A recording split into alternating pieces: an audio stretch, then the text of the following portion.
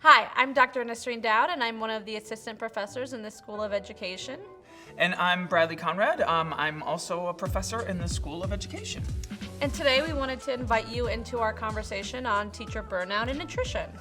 Yeah, so the topic of teacher burnout and teacher retention is really taken the nation by storm, as many of you viewers would know. The whys of teacher retention, though, I think is really what's become important. There's a lot of these efforts to, kind of bring people into the fold of teaching because we have such an incredible shortage of teachers. But the question I keep asking is, well, then what happens once they get there, right? If we don't change anything, who cares? So yeah, I think a lot of it goes back to why do they leave the profession, especially when we talk about teacher burnout.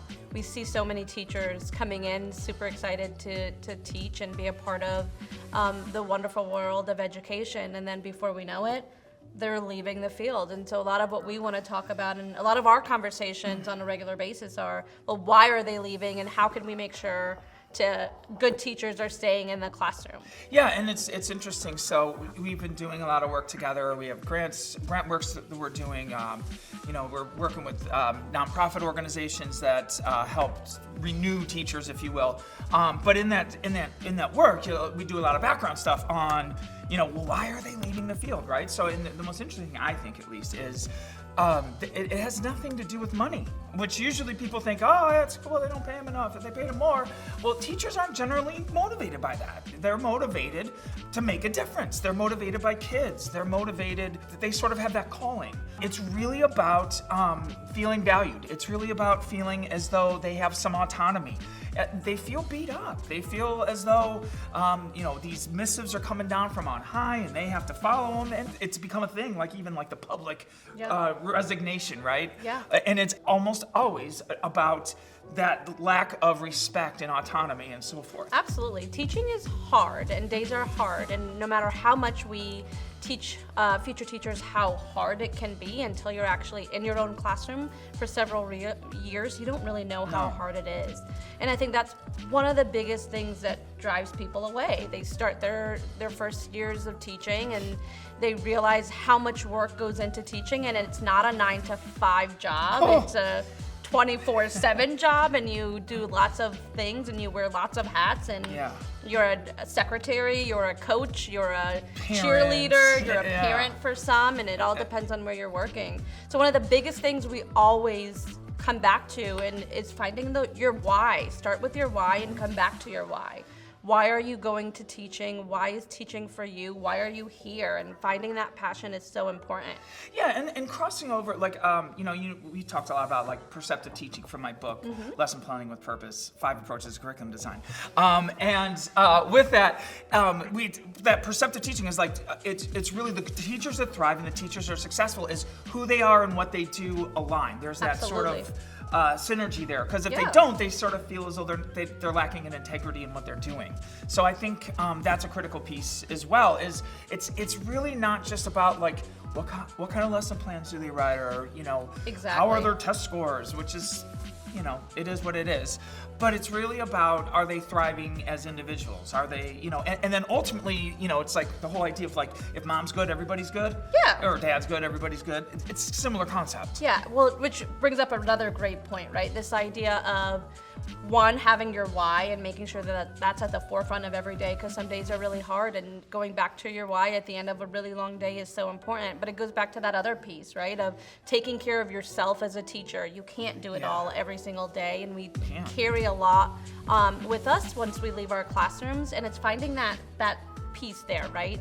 How do I take care of myself so that I can take care of all of my students? It goes back to that idea of when you're on an airplane and the flight attendant's telling you need to put on your mask before you put on anybody else's mask. And so us as teachers, we need to do a much better job of putting on our mask first and making sure that we're taking care of ourselves before we can take care of all of our students. Yeah, and I see that as kind of part of my role, and I really think our role, and I'm not trying to give you a role, but I feel as though it's part of my role we kept hearing during the pandemic, right, teachers, just take care of yourself.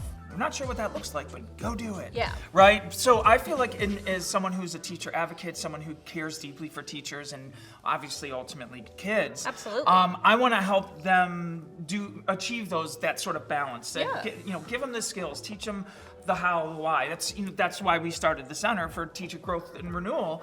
It was exactly that. So we do these retreats, right? And it's about, why do I do what I do? Why am I passionate about it? And then, I think coupling that with sort of this advocacy piece, right, to lift the teaching profession. Because the reality is, a lot of people are like, and it always drove me crazy as a teacher, right? Like they'd say, oh, what do you do? It's such a middle class thing to ask. And I'd say, oh, I'm a teacher. And they'd say, aw. Yeah. And that always drove me nuts. Like, wait, what do you mean, aw? Like, and it's not an ego thing. It's really about the profession, not like how it reflects on me. Absolutely. So it's like, I want to lift that. We really do have to shift that paradigm to how do we view teachers? And I think our us as a whole collective are part of making that shift, help make that shift. Yeah, absolutely. So we often recommend lots of things to new teachers and teachers in practice, right? When it comes to taking care of yourself. One of the biggest things is, first off, find your why. Make sure you have your why. Write it down somewhere, write it in your journal. Sometimes I say frame it and put it on your wall, so after a really long day, you can go back and say, this is my why. And two, find your balance. I know we throw out this word balance so often, but it's so important to find your balance and find that stopping point. There needs to be a stopping point, a very strategic stopping point where you say, I am done for the day, I'm going to do all these other things, and making sure that you really take care of yourself and find your outlets. Oh, yeah. I always say find what you love to do and make that a priority and put it into your schedule and make it something that you do on a routinely basis, whether that's taking a walk, baking, whether that's writing in your journal, whether that's just listening to music, just do it. Whatever it is, yeah. A great mentor of mine, my first year teaching when I was in Denver, had said to me once, and I've been passing this advice along ever since, take at minimum one day where you put nothing in your bag. Yes. And you just go home. Yes. And I think that's really, and certainly you don't have to hold it to just one day, but I think that's the advice holds. Absolutely. It speaks to what you're saying. Protect your weekends, right? We work more than we need to. Protect your weekends. Yes. And whether that's you start it off and you kind of scaffold for yourself and just protect your Saturday, and then start protecting your Saturday and your Sunday, because you need a break and you can't be the best teacher you can be if you don't ever get that break. Well, and then setting parameters with email. Yes. Email is, and I think we tell our students all the time, like, let people know that it's a 24-hour return during the week, or 24 hours to respond during the week, and 72 hours on the weekend. And Absolutely. that really is important to set those parameters, because while email has many upsides, it also has sent the message that we're available 24/7, and no one should be. I don't care if you're a teacher or you're a plumber. You need space. Yeah. And I think the biggest piece of advice I would say is find how not to be guilty or feel guilty, because it's easy to say, I have all these things to do and my to-do list continues to grow, and here I am taking a day off. But you need that day off, and finding a way to do that and making sure that you're not feeling very guilty about it is critical. Yeah, and I think even I think a lot of those self-care things matter, right? Absolutely. But I'm thinking even within the school, this is where camaraderie and finding people you connect with and is really important as teachers. The whole idea of just being in a silo, it's not good for your mental health.